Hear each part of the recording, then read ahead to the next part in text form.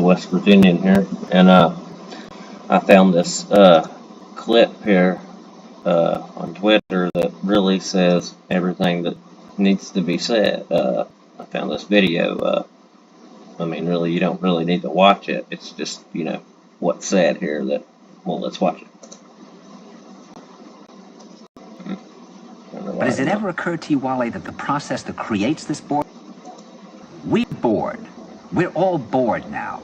But has it ever occurred to you, Wally, that the process that creates this boredom that we see in the world now may very well be a self-perpetuating, unconscious form of brainwashing created by a world totalitarian government based on money, and that all of this is much more dangerous than one thinks, and it's not just a question of individual survival, Wally, but that somebody who's bored is asleep, and somebody who's asleep will not say no?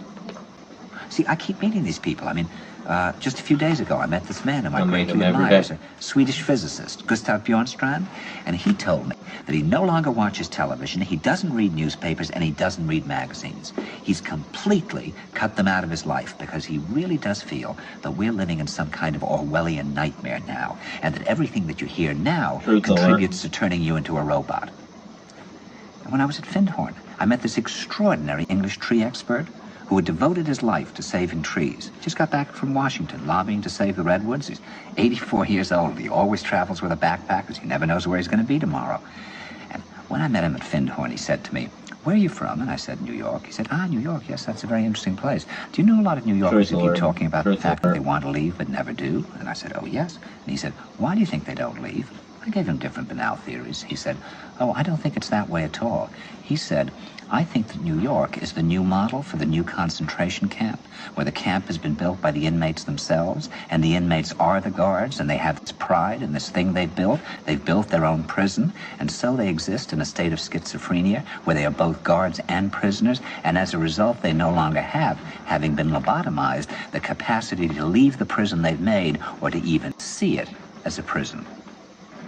And then he went into his pocket and he took out a seed for a tree and he said, "This is a pine tree." He put it in my hand and he said, "Escape before it's too late." See, actually for 2 or 3 years now, Chiquita and I have had this very unpleasant feeling that we really should get out. I've always had it. We really feel like Jews in Germany in the late 30s. I've always had this feeling. Get out of here. Of course, the problem is where to go, because it seems quite obvious that the whole world is going in the same direction. It's the whole world, people. See, I think it's quite possible that the 1960s represented the last burst of the human being before he was extinguished.